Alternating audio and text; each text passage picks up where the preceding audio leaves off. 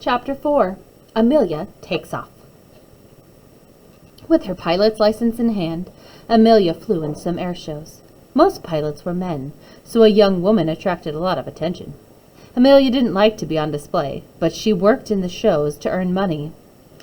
She had to keep on flying. Then Amelia's friend and teacher, Nita Snook, got married. Just as Amelia feared, her friend's flying days were over. Nita would now be a wife and mother, so Amelia needed another instructor. She teamed up with an expert named Monty Montijo. Monty had flown in the Army. He also did a stunt work flying in the movies. Monty taught Amelia a lot. She even learned to do tricks in the air like huge upside-down loops. Now she felt like trying for a flying record. Amelia wanted to see how high she could go. Amelia didn't tell anyone about her plans. She had an instrument put in her plane. It measured how high above the ground the plane was. In the early 1920s, planes didn't fly as high as they do today.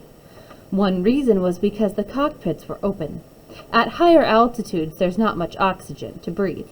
Amelia knew she could pass out if she went too high, but she was willing to risk it. It took 2 attempts. Amelia flew through fog and sleet.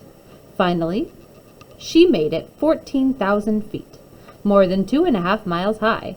Then her plane's engine began to fail. Amelia brought her plane down fast. She was just barely able to make it to a safe landing. But she had her record. Although Amelia loved to fly, she soon found out that she couldn't support herself by just flying. There were no big airlines or airplanes yet. People did not travel by plane.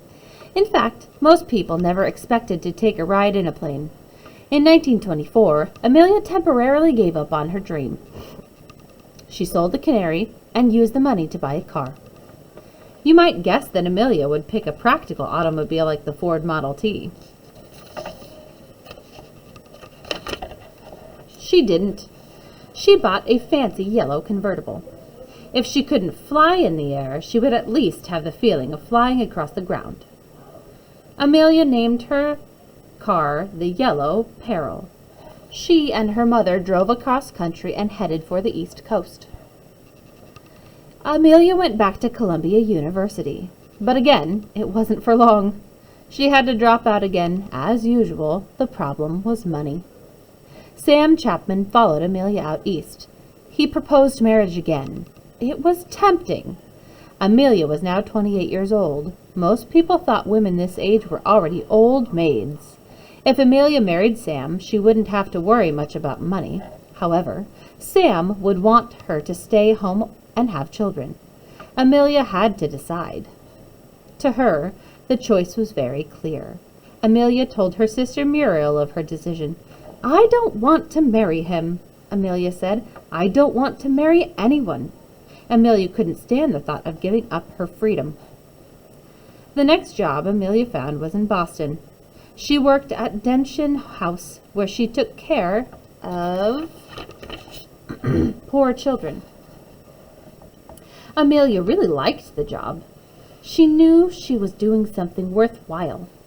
Flying was now limited to weekends, but she watched other pilots with interest.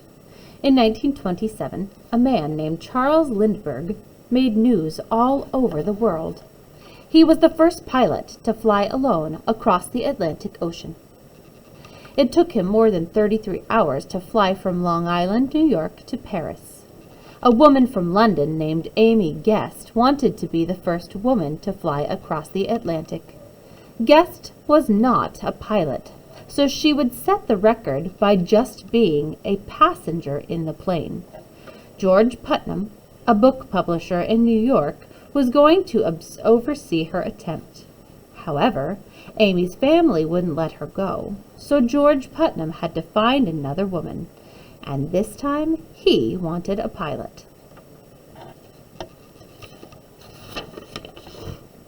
Charles Lindbergh, aviation hero.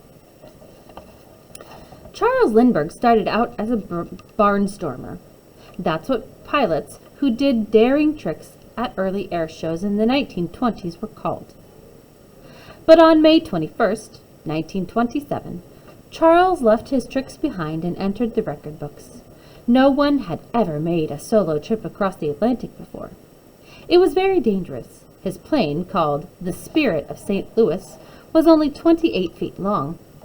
Lindbergh's biggest problem was staying awake, so he'd stick his head out of the plane's window for blasts of cold air. He also kept reminding himself that if he slept, he would die.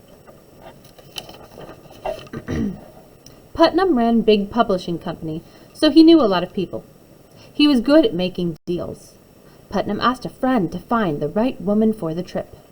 The friend found Amelia Earhart.